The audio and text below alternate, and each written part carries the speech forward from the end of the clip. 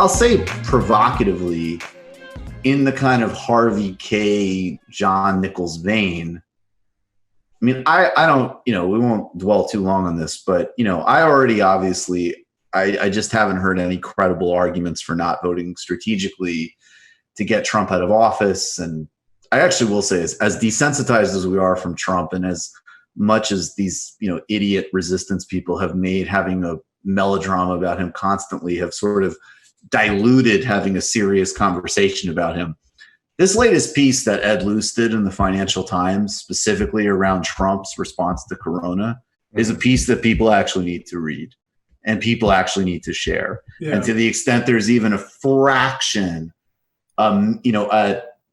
whether it's people who are actually genuinely undecided or people who are so rightfully disgusted by the whole thing and seeing it structurally, it is actually important to see a guy who's like, I don't think this is a big deal. This isn't going to affect my rally turnout. Like that there is actually a very specific inhumanity at work there. And even though people who have no politics and simply hysterical moralism make that point, doesn't mean that they're always wrong. But in the bigger point with Kay and Nichols, there is to me a way in which it's like, especially because we don't have concretely and materially this third path that's anything else electorally other than just the kind of, meaningless protest, which just reinforces marginalization. That history, the idea that you have to fight these things on historical grounds, reinforces to me like that the Democratic Party is still one of the sites of conflict now. I see. I got into a discussion on my Twitch stream yesterday with somebody, and the whole we need to fight the Dems now, right? They're the primordial obstacle, and my point is like, then you still vote for Biden, because the problem with Trump in office right now is like people are saying, well, like, the whole brunch effect, right? People are turning out to put in lame-ass Democrats now. It's not that horrible when those people sleep. So, like, just from Trump in office isn't hurting the neoliberals. So if you just want to forget about the fascists and focus purely on the neoliberals, they don't give a shit if Trump's in office. So they're fine. So you put them in office, then you can focus on them. Wouldn't you rather be like in France, where you can focus fire on Macron, than having like a galloping fascist in office, like putting people's life on the line during a pandemic? All it is to me is people wishing that they were more empowered at the general election ballot box than they are. And I'm sorry, but we lost that. And no strategy is going to make that the fulcrum of like our future power.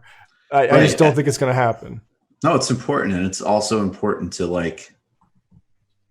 I think it's another duality that, if we really take this historical view and we really actually refuse to just get sucked into the melodrama of the, microsecond news cycle, and there's nothing else we can talk about because Trump, which everybody is rightfully reacting to. And we've got to sit back and understand, what can we do? What parts of history can we retrieve? How, all the things that we're trying to do on the show, from contribute in whatever small way to reviving labor and trade unionism and thinking critically about the left, and then also having dealing with the complexities of Asia and China and all this stuff, and resist getting condensed into that really simplistic moral calculus conversation about the election. But then on the flip side, having that realism that the leverage is gone, a really important battle was lost. There's no good option, but there isn't any, there's just no upside from adding even more fuel to the fire. There's none. And I think, and there's an opportunity cost to keep focused on that. There's other priorities. We need to move on from that. Like, honestly, if we spend the next months talking about I don't want to vote for Biden because of blah blah blah, it's like, what are we really talking about here? We're certainly not talking about a strategic plan for possibly meeting the moment. We're just talking again about how people personally feel about their politics. And as soon as we're this is like the reason that the Vampire Castle, among many reasons, was such a problem is because it's not just that it's a bad approach. It's like you're reinforcing the mindset that defeats us. Like the epitome of neoliberal politics and how to engage during a pandemic and everything else is just, well, you don't have any actual power. Prospects are totally diminishing, but you can exercise your personal feelings over self-publishing platforms, And it's like, hey, look, we all do that. It's part of the mix, but it cannot be the end point. And don't pretend it's something it's not. And don't pretend it's something it's not. Right. If you want to just say, hey, I think, Joe Biden's a fucking asshole and fuck so-and-so and whatever, it's great. We all agree. But, it isn't, there's nothing to it. But don't act like you're in the game when you're in the stands. Yeah, you're not in the game. You're just heckling. Yeah. And we got to figure out a way of being getting in that game. And again, like I think, and we go to the electoral point, then it does become like who gets appointed to the NLRB. It's as simple as that. We can't just reject arguments just because they're used cynically and disingenuously by people. This is another thing that's starting to bother me.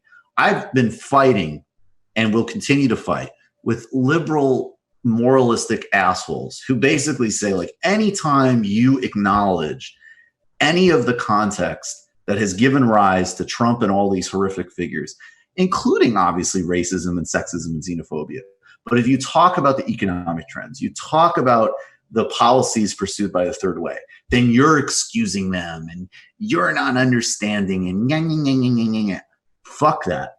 It's ridiculous. And I have to say, sometimes I'm seeing, yeah, exactly. There it is. That's the mindset distilled that we need to reject entirely. By the way, speaking of narcissism, she could have quit as soon as Obama beat Romney.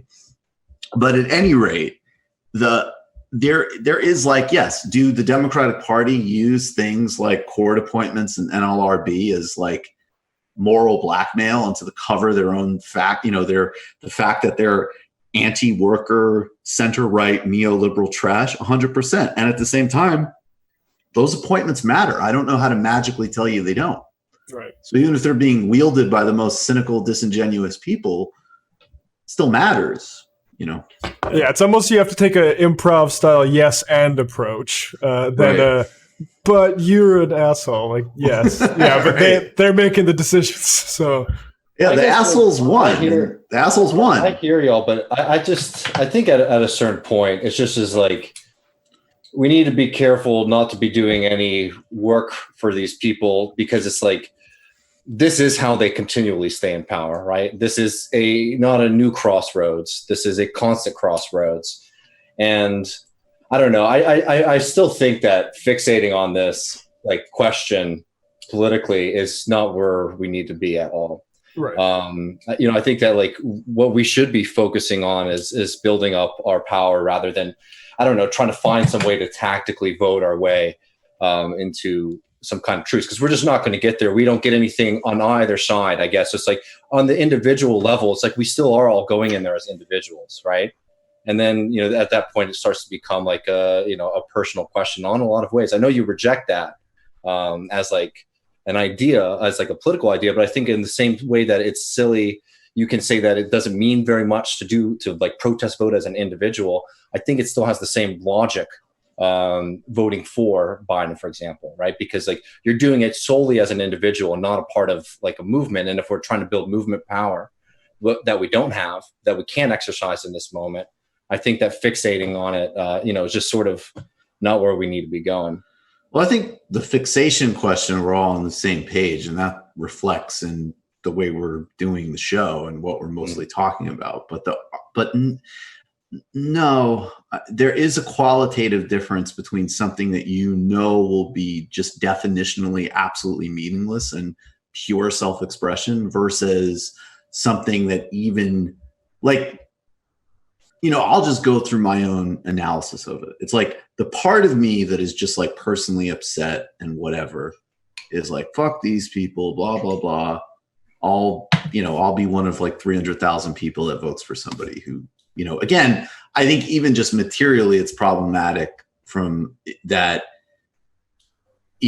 the left alternatives are just undermining electorally the work of Bernie Sanders, because like 1% in a national election is terrible branding for these issues, right? That is actually a very clear problem with these sort of like side. I don't think that it's like anybody should be voting to come into power at the presidential ballot line. I don't think but I'm saying like option. Yeah, no, I know. And so what I'm saying is like, so then when it's like, okay, but then I think of like, all right, so should we be fixating all of our attention on this? Should we be trying to give a false positive about the Democratic Party? Reject all of those things. I mean, I say on every single fucking appearance. Yeah, I know. I think we agree. But then it's like, but then I think to myself, if I'm not thinking emotionally in terms of my self-expression, then I do have to think of, the couple million DACA recipients and like the NLRB appointments. Like those things are still unmovable objects. And I would say too, like, at least in my own experience of politics, I've done the other thing and that also hasn't achieved anything. Like when I was like, a teenager and doing these anti-globalization protests and everything, like I went door to door for Ralph Nader. I took that very seriously. I couldn't even vote yet. And that was actually something that at least conceptually you could see, like the parties are very close. This guy is a nationally respected figure.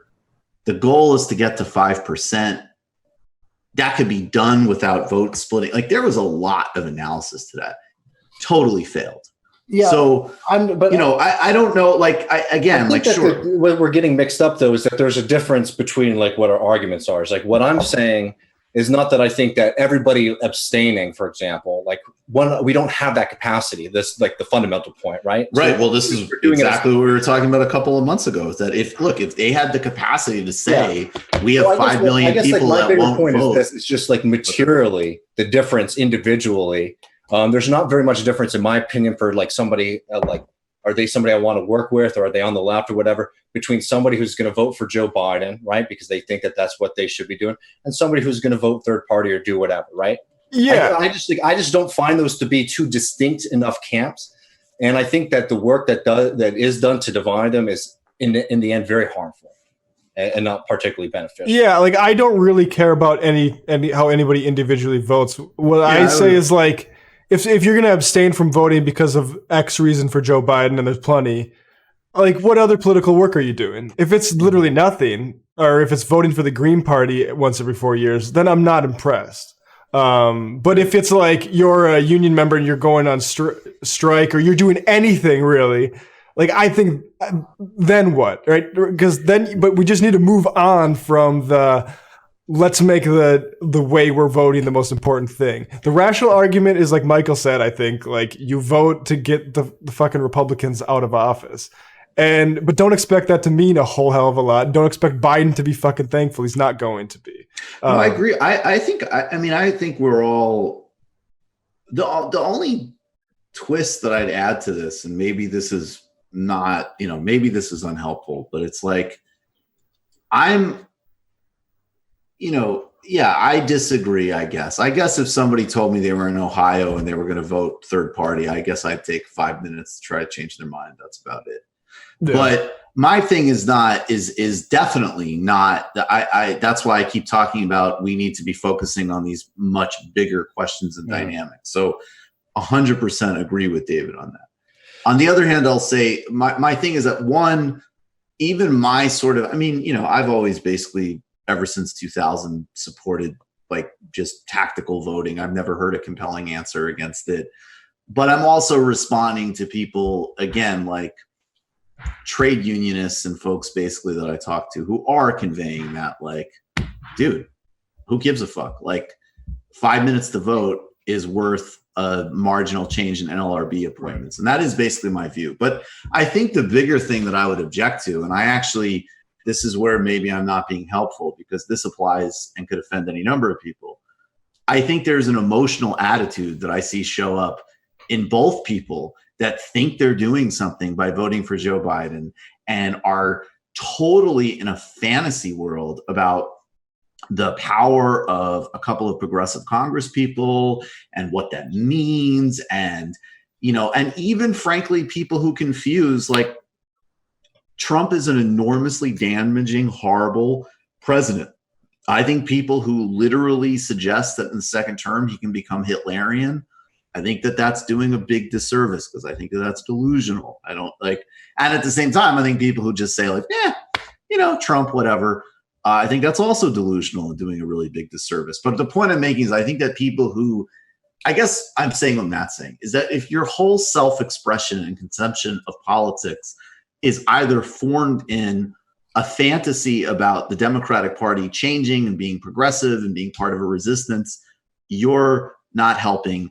And at the same time, yes, if your politics is simply wed in social expressions of hating Democrats and casting a meaningless protest vote, I think both of these things are expressions of consumer preference over political thought and engagement. And I'd like to reject both. So should we get some more of these these guys? Because we can, this is, we won't spend that much more time on it. Yeah, because we've got other things to talk about. No, of course, that's what I'm saying. I mean, I think it's like, we're always going to come to that loggerhead, because it's just like the premises are hard. Like, I don't know, at a certain point, I think they are pretty close to being synthesized. But it's just like, it's just a problem that just is never going to go away, I don't think, for a while. Unless we actually win. Unless we win, That'll go away. You just watched a Michael Brooks show video. Subscribe to get them all. Why wouldn't you? Don't be foolish. Click subscribe below and become a patron as well. Patreon.com/TMBS. Thanks, everybody.